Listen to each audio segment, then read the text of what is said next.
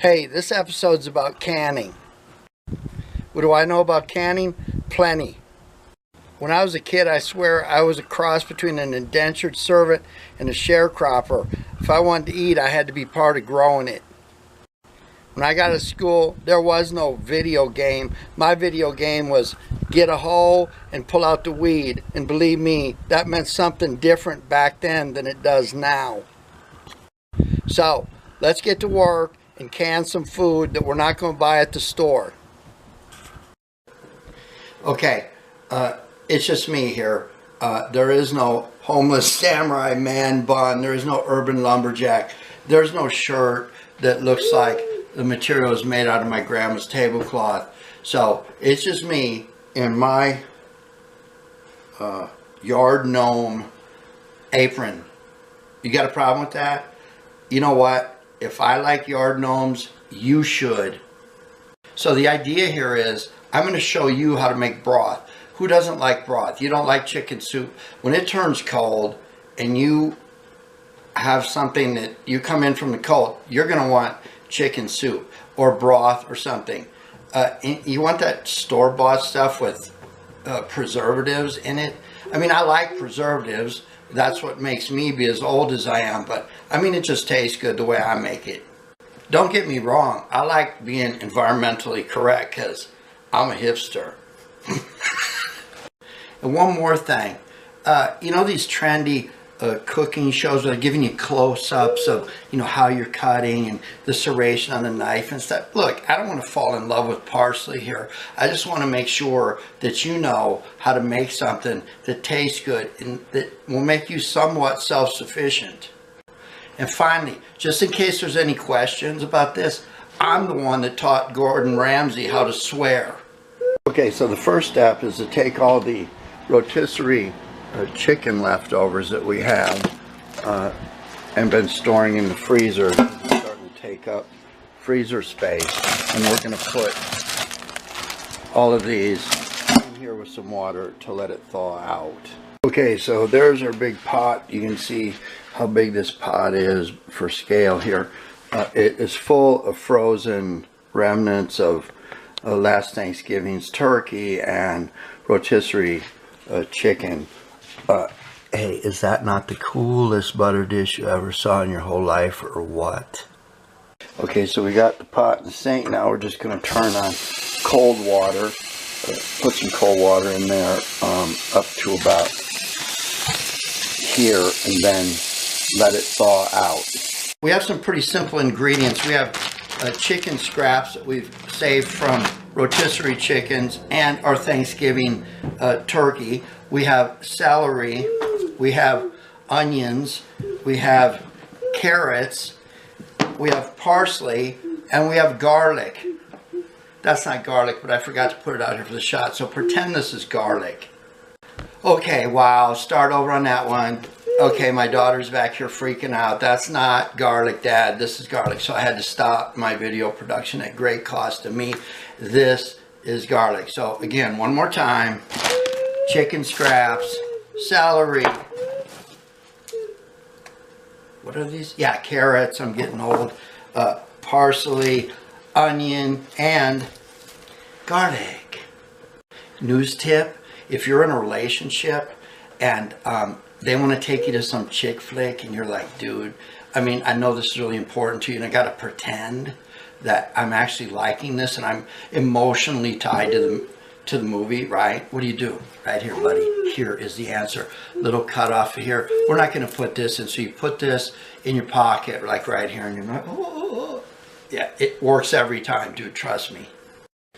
All right. Now this is the exciting part where I'm supposed to go, oh, look at that. And there's supposed to be some music or some animal or owl or something and some fire noise or something like that. Anyway, let's just cut these like this, okay? Got it? Okay, for you first timers, this is what cut carrots look like. Very impressive, huh? Now, we're going to put these carrots into a large bowl and maybe one that fits, huh? Like this one here. You put the carrots in here, okay? It's not going to be really exciting for you to see me put all the carrots in here, but I think you needed some meditation time or something. So just calm down and watch me. Breathe deeply. Om. See, now I'm putting the carrots in here. This is celery. I've already cut the end off to save on valuable production time. Now let me show you a little trick. Nobody likes stringy celery. So if you take this here and you almost cut it through and do this and rip it like this, then you pull these and it all comes off and the strings are gone. Voila. All right, this is what a pile of celery looks like. Nice, huh? How much? About that much. Now we're going to put it into our giant bowl, remember? Okay, this is parsley.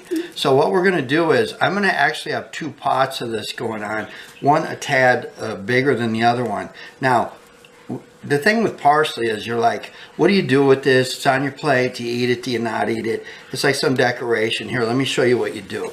You don't want this stuff stuck in your teeth and then you're walking around. You go from drinking this to work or church or wherever it is you go and you got parsley stuck in your teeth. You don't want that. I don't need this slopping around all over and the remnants of it. So I'm going to take this rubber band and do this, and it'll stay in, it'll survive the heat, it'll keep the parsley together. Guess what now? Yeah, you guessed it. You must be psychic. Into the big vegetable bowl. Remember the confusion earlier? Not now. This is garlic. I'm going to turn it up like this. I'm going to cut it like this. There we go. And these are called cloves.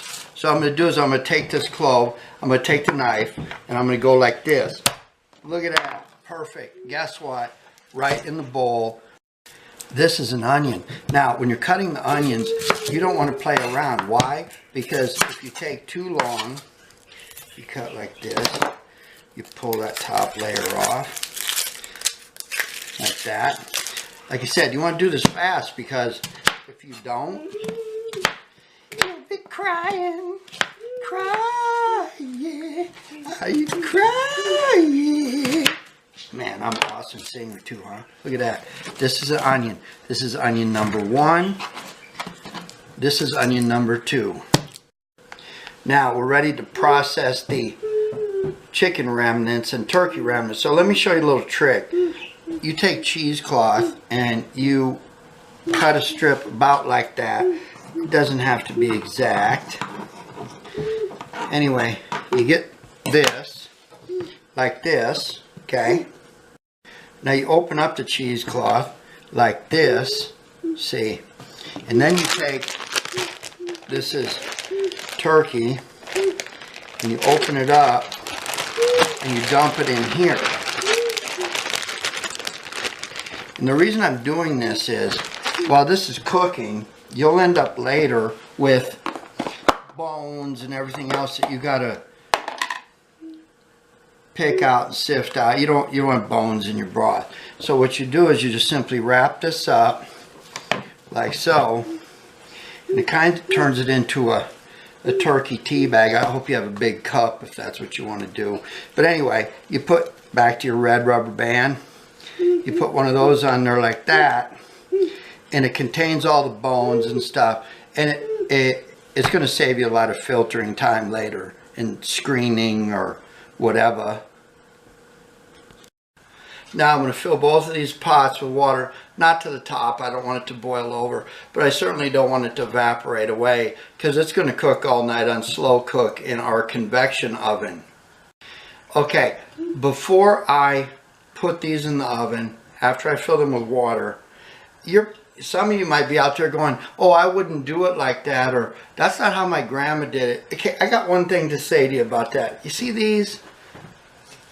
I'm sorry, unless these are yours or your grandma's, you might want to listen to the voice of experience. Sorry, just had to take care of the naysayers that didn't see the very beginning of the video when we were covering my qualifications and my expertise in this particular area. Now, you're going to fill these up about to here with water. And so I got the little one here and the big one, and it'll be ready to go in the oven for the night. Okay, so one more thing. The very last thing you want to do when processing food is you want to thoroughly wash your hands with hot water. Now, I know some of you out there saying, oh, that's the first thing you want to do. Well, guess what, son? Why don't you just play this movie backwards and then you'll be happy. So before we put this in the oven, we're going to bring it to a boil on top of the stove top. And then once it's boiling, it kind of gets the heat going. It will take several hours under slow cook in the oven to do that. So we're going to give that a head start. And then the last secret ingredients is we're going to put some kosher salt, some black pepper, and some garlic and onion powder and sprinkle this in here once these get going. So again, we put on the stove and we cover them up and bring them to a boil. Okay, it's boiling. We put our seasoning in. It's simmering. And now I'm going to transfer this into the oven. I've pulled out the racks. Alright, there you go. Both pots in the oven. And we're going to kick the oven on slow cook, convection all night long. Okay, good morning. It's about 12 hours later. We're about ready to crack open the oven. Now this is serious because if you can things wrong, you will give people food poisoning and you might kill them. I'm serious. You might actually kill them like this. Okay, here we go. Let's get the oven open and see what we've got. I wish this camera had a smell mode so you could smell what I'm smelling. So I'm going to get these out of here and strain out the vegetables and the stuff that we conveniently put in cheesecloth so it's not so messy. Now we're going to get all of the solids out of here. We're going to put them in here. We'll use those tongs and we'll use this gadget. We want to drain off all the broth we can get. Okay, you want to remember when you're handling this stuff, it's extremely hot and it will be for a while. It will scald you. So what I'm doing now is I'm just running the liquid after I've pulled the chunks out, vegetable pieces, and all my cheesecloth wrap stuff. And I'm screening it here like this.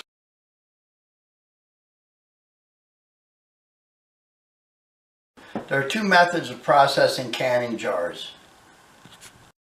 The first one is called a water bath. You take the stuff that's typically high in sugar content. That could be tomatoes, that could be a fruit with a syrup in it made out of sugar. Anyway, you put these in a rack, pick up the rack, you set it down in the water and you process for a certain amount of time. Once that's done, you pull the jars out, you set them to cool, and this little popper seals. The next is a pressure cooker. After putting the jars inside of here, you close it, you heat it, this pin pops up, it goes under pressure, this will start to dance around, and then you process for a certain amount of time. There's more about that in the video, but this is something that is used for low sugar content stuff like broths, meats, beans, and things like that. You certainly don't want to get confused. Now, a couple things here to make this easy for you. If you're going to do this a few times, you want to know what you're doing. So start with a Ball Blue Book. This is an old one, this is a newer one. Inside the Ball Blue Book, you're going to find how to can, which different types of foods, whether you need to water bath them or pressure cook them. You're also going to get information about the liquid you should put in, the head space, just about everything is in here. So one of these is critical. Doesn't matter if it's 1972 or the new one, just get one of the Ball Blue Books. Next, let's talk a little bit about jars. There are quart jars, there are pint jars, there are wide mouth jars, there are narrow mouth jars. The size of the jars is a matter of convenience. If you're going to feed a family, sometimes it's nice to have this size, single servings or one or two people. This is good. There are lids that go with each jar, wide mouth, narrow, and there are bands that screw the lids onto the jar. The jars are reusable, the bands are reusable, the lids are not. Next, there are just some you just can't live without tools. The first is a funnel to fill jars. Next is this gadget with a magnet that lets you pick up hot lids and put them on there without touching and burning yourself. There's a tool that gives you headspace. It's a headspace gauge. It tells you how full of liquid you should fill the jar. And again, that information is in the Ball Blue book for this stuff. You need a jar lifter to handle hot jars in and out of the pressure cooker or water bath. And then finally, I use a lot of cheesecloth. It comes in handy for avoiding straining things by wrapping it before you process. But anyway, invest in a set of these tools. They typically sell all this stuff together. All right, so let's get to work.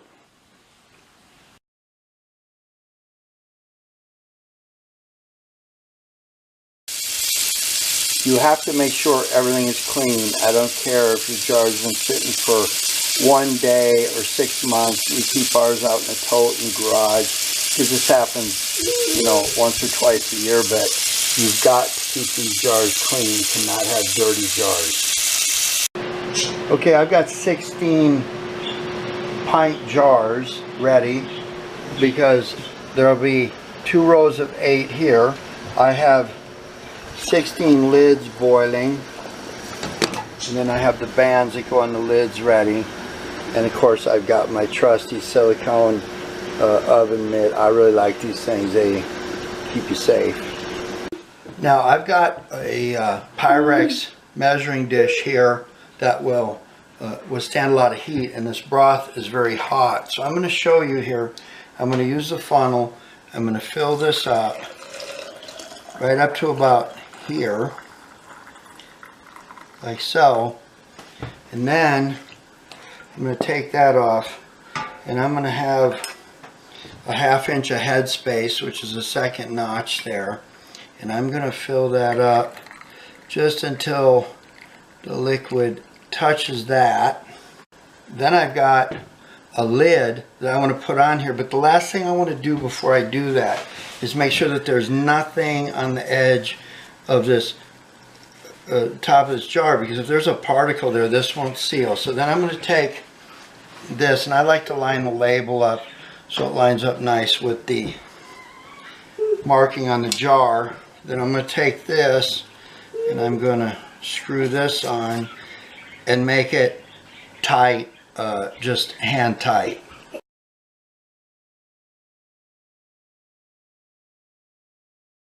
Okay, there's a second top row, and I'm going to put the lid on now and seal it up. Okay, the lid is on the pressure cooker. We're going to be waiting for that pin to pop up. Once that pops up, we're going to be waiting for this to start bobbling around like this. Right now, we're going to turn up the heat. Wait for that to seal. Just start bobbling. Once that happens, we'll turn the heat down a little bit until the pressure is maintained, and then I'm going to process these for about 35 minutes. Alright, the pin has popped up and everything seems to be okay, nothing's steaming.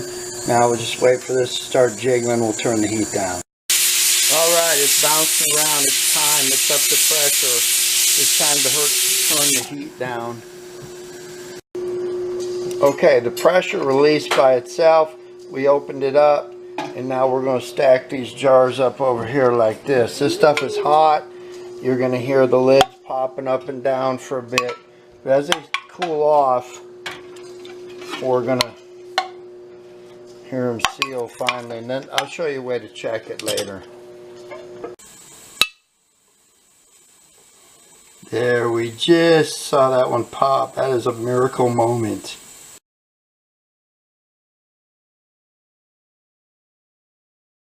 Welcome to morning 2 after we put this in the slow cooker the other night. I have about 3 3/4 gallons of broth here.